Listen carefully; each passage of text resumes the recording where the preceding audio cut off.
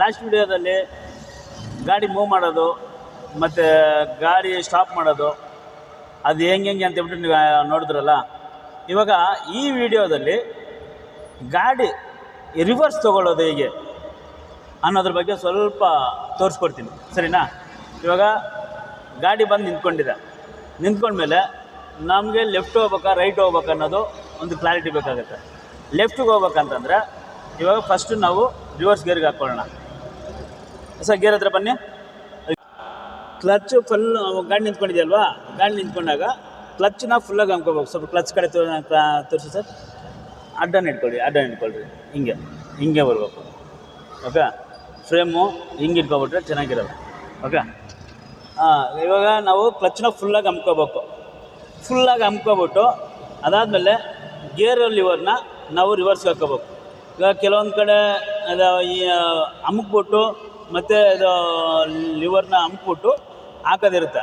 ಇನ್ನು ಕೆಲವಕ್ಕೆ ಸಾಮಾನ್ಯವಾಗಿ ನಾರ್ಮಲಾಗೇ ಇರುತ್ತೆ. ಈಗ ಇದಕ್ಕೆ ನಾರ್ಮಲಾಗೇ ಇದೆ.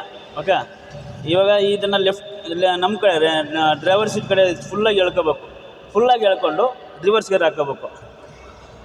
ರಿವರ್ಸ್ ಗೇರ್ ಹಾಕೊಂಡ್ಮೇಲೆ ಇವಾಗ ನಾವು ಲೆಫ್ಟಿಗೆ ಹೋಗ್ಬೇಕಂದ್ರೆ ಸ್ಟೇರಿಂಗ್ನ ನಾವು ಲೆಫ್ಟ್ ಕಡೆ ತಿರ್ಸ್ಬೇಕಾಗುತ್ತೆ.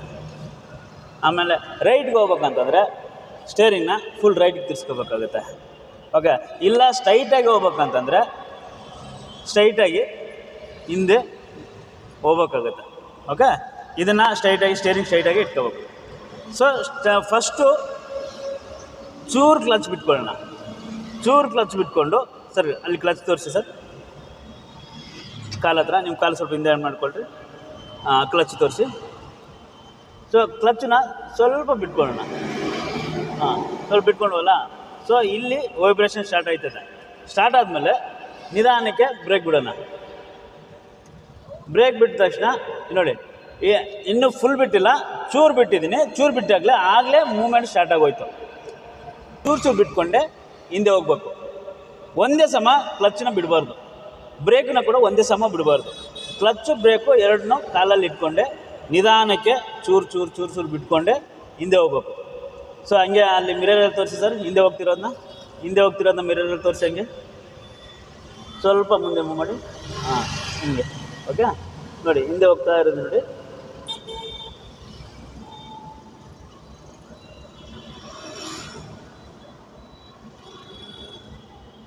ಹಂಗೆ ಮುಂದೆ ತೋರಿಸಿ ಸರ್. ಹಂಗೆ ನಮ್ಮ ಕಡೆ ಬರ್ರಿ ಹಂಗೆ. ಸೊ ಯಾವಾಗಲೂ ಅಷ್ಟೇ ಗಾಡಿ ರಿವರ್ಸ್ ಗೇರ್ ನಾವು ಹೋಗ್ಬೇಕಾದ್ರೆ ಕ್ಲಚ್ಚು ಬ್ರೇಕು ಎರಡನ್ನೂ ಕಂಟ್ರೋಲಲ್ಲಿ ಇಟ್ಕೋಬೇಕು. ಕ್ಲಚ್ನಾಗಲಿ ಫುಲ್ಲಾಗಿ ಬಿಟ್ಬಿಟ್ಟು ಅದು ಎಕ್ಸೈಟ್ ಕೊಡೋದಾಗಲಿ, ಆಮೇಲೆ ಬ್ರೇಕ್ನ ಫುಲ್ ಬಿಟ್ಬಿಟ್ಟು ಕ್ಲಚ್ನ ಅರ್ಧ ಬಿಡೋದಾಗಲಿ ಮಾಡಬಾರ್ದು. ಯಾಕಂದರೆ ಅದು ನಮ್ಮ ಗಾಡಿ ನಮಗೆ ಕಂಟ್ರೋಲಲ್ಲಿ ಇರೋಲ್ಲ. ಸೊ ಆಲ್ಮೋಸ್ಟ್ ಕ್ಲಚ್ಚು ಬ್ರೇಕು ಎರಡನ್ನೂ ಬ್ಯಾಲೆನ್ಸ್ ಮಾಡಿಕೊಂಡು, ಇಲ್ಲಿ ಕ್ಲಚ್ ಇದೆ ಅಂತಂದರೆ ಇಲ್ಲಿ ಬ್ರೇಕಿನ ಮೇಲೆ ಆಲ್ಮೋಸ್ಟ್ ಕಾಲಿರಬೇಕು. ಸೊ ಕ್ಲಚ್ ಚೂರು ಬಿಟ್ಟು ಬ್ರೇಕ್ನ ಚೂರು ಬಿಟ್ಟು ಹಂಗೆ ಮೂವ್ ಮಾಡ್ಕೊಂಡು ಹೋಗ್ಬೇಕು. ಚೂರು ಸ್ಪೀಡ್ ಆಯಿತಾ, ಸ್ವಲ್ಪ ಕ್ಲಚ್ ಅಮ್ಕಿ, ಚೂರು ಬ್ರೇಕ್ ಹಾಕ್ಕೊಳ್ಳಿ. ಬ್ರೇಕ್ ಹಾಕ್ಕೊಂಡ್ರೆ ಅದು ಕಂಟ್ರೋಲ್ಗೆ ಬರುತ್ತೆ. ಇಲ್ಲಾಂದರೆ ಫುಲ್ ಸ್ಟಾಪ್ ಆಗುತ್ತೆ. ಫುಲ್ ಸ್ಟಾಪ್ ಆಗೋ ರೇಂಜ್ಗೆ ಬ್ರೇಕ್ ಆಗಲಿ ಕ್ಲಚ್ ಆಗಿ ತುಳಿಬಾರ್ದು. ಗಾಡಿ ನಿಧಾನಕ್ಕೆ ಮೂವ್ ಆಗ್ತಾ ಇರಬೇಕು. ಆ ಕ್ಲಚ್ಚು ಬ್ರೇಕ್ನ ಮಾತ್ರ ಕಂಟ್ರೋಲ್ ಮಾಡ್ಕೊಂಡೇ ಹೋಗ್ತಿರ್ಬೇಕು, ಸರಿನಾ? ಇವಾಗ ಈ ವಿಡಿಯೋವನ್ನೆಲ್ಲ ಮಾಡ್ತಿರೋದು ಹೊಸಬ್ರಿಗೆ, ಅಂದರೆ ಡ್ರೈವಿಂಗೇ ಗೊತ್ತಿಲ್ಲ ಅನ್ನೋರು ಮಾತ್ರ ನಮ್ಮ ವೆಂಕಟೇಶ್ವರ ಡ್ರೈವಿಂಗ್ ಸ್ಕೂಲ್ ಕಡೆಯಿಂದ ನಾವು ಮಾಡ್ತಿರೋವಂಥ ಈ ವಿಡಿಯೋಗಳು. ಓಕೆ, ಸೊ ಯಾರ್ಯಾರು ಕಲಿಯೋಕ್ಕೆ ಬರ್ತಾಯಿದ್ದೀರೋ, ಕಲಿಬೇಕು ಅಂದ್ಕೊಂಡಿದ್ದೀರೋ ಅವ್ರಿಗೆಲ್ಲ ಹೆಲ್ಪ್ ಆಗಲಿ ಅಂತ ಹೇಳ್ಬಿಟ್ಟು ಮಾಡ್ತಾಯಿದ್ದೀನಿ. ನೋಡಿ, ಈಗ ನಿಧಾನಕ್ಕೆ ಗಾಡಿ ಯಾವತ್ತಿದ್ರು ಸರಿ ನಿಧಾನಕ್ಕೆ ಹೋಗ್ಬೇಕು. ಲೆಫ್ಟ್ ಮಿರರು, ರೈಟ್ ಮಿರರು, ಆಮೇಲೆ ಸ್ವಲ್ಪ ಬಗ್ಗಿ ನೋಡ್ಬೇಕು. ಹಿಂದೆ ಬಗ್ಗಿ ನೋಡ್ಬಿಟ್ಟು ಯಾರಿಲ್ವಾ ಅದೆಲ್ಲ ನೋಡಿಕೊಂಡು ನಿಧಾನಕ್ಕೆ ಹೋಗ್ಬೇಕು. ಈ ಥರ ನಿಧಾನಕ್ಕೆ ಹೋಗ್ಬೇಕು ಅಂತಂದರೆ ಕ್ಲಚ್ಚು ಬ್ರೇಕ್ ಎರಡು ಕಂಟ್ರೋಲಲ್ಲಿರಬೇಕು. ಆ ಚೂರು ಕ್ಲಚ್ ಬಿಟ್ಕೊಂಡು ಆಮೇಲೆ ಚೂರು ಬ್ರೇಕ್ ಬಿಡ್ತಾ ನಿಧಾನಕ್ಕೆ ಹಿಂದೆ ಹೋಗ್ಬೇಕು. ಯಾವುದೇ ಕಾರಣಕ್ಕೂ ಬರೋ ಅಂತೇಳ್ಬಿಟ್ಟು ಬಿಡಬಾರ್ದು.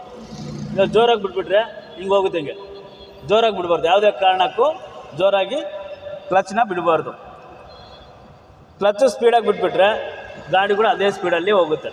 ಕ್ಲಚ್ಚು ಬ್ರೇಕು ಯಾವತ್ತಿದ್ರೂ ಕಂಟ್ರೋಲಲ್ಲಿ ಇಟ್ಕೊಂಡೆ ಗಾಡಿ ರಿವರ್ಸ್ಗೆ ಹೋಗ್ಬೇಕು.